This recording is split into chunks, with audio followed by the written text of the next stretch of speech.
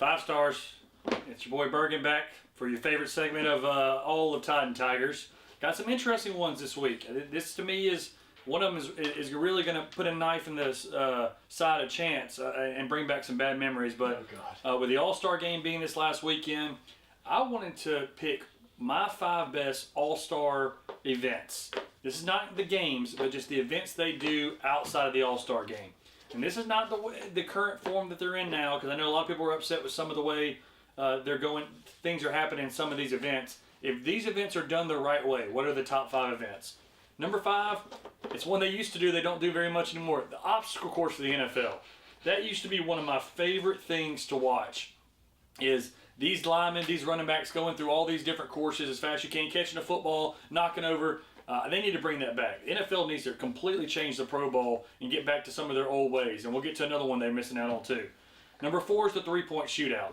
The three-point shootout has now become the better event in the NBA All-Star Weekend with Curry and Thompson and all these guys participating. But yeah, when Larry Bird back in the day doing it, it's always been such a great event. I love, actually, we used to do it back when I was a kid. I used to put some racks around my basketball goal and do a three-point shootout. But one of my favorite events of all time. Number 3, one they need to bring back, the longest throw.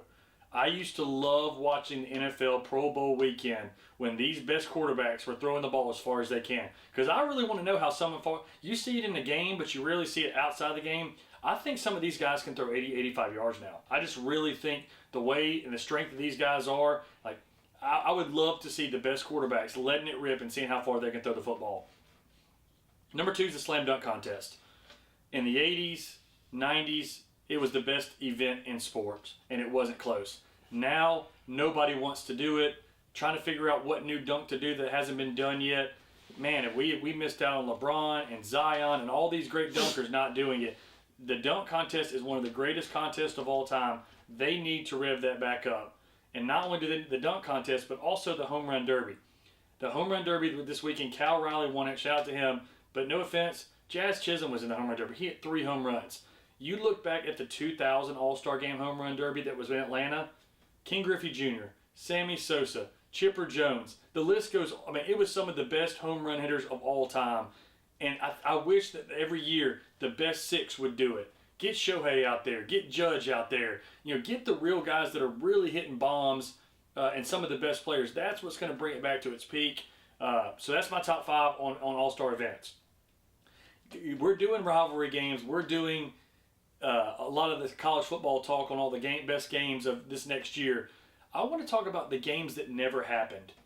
And I don't know what got me intrigued in this, but I now that I did, I was very happy I did do it. But these are the 5 games that never happened that you wish they would have happened. I'm going to throw an honorable mention on there. UCF versus Alabama in 2017. We all know that UCF claimed the national championship in 2017 for going undefeated. I'd have loved to have seen them play Alabama that year. And just to see how that game would have gone. Because I don't think it would have gone as smooth as Scott Frost and the mighty Golden Knights think it was going to go.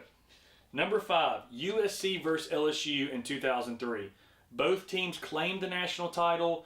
USC went on to go to 2 more national titles after that. LSU was a really good team that year with a lot of good defensive players. I'd have loved to have seen freshmen, Carson Palmer and those guys, freshman Reggie Bush, play against that LSU team that was Glenn Dorsey and all those guys. Number 4, Auburn and TCU in 2010. TCU went undefeated. Auburn went undefeated with Cam Newton. They did not play each other because of the situation where it was only the top 2 teams. So I hate seeing teams end the season going undefeated. But TCU went 13-0 and finished number 2 and beat Wisconsin in the Rose Bowl. But they did not get to play for a national championship. Auburn won it with Cam Newton. I'd have loved to see those 2 teams play. And that is not the last time Auburn's on this list, by the way. Number 3, Boise State versus Florida in 2006. Tebow's freshman year, Harvin's freshman year. They lost to Auburn that year. They were a national champion, but Boise State went undefeated. They beat Oklahoma in the Fiesta Bowl with one of the greatest games of all time. I'd have loved to see one more game with Boise playing that Florida team. That Florida team was loaded. They had a lot of good players. It was the start of the Urban Meyer dynasty at Florida.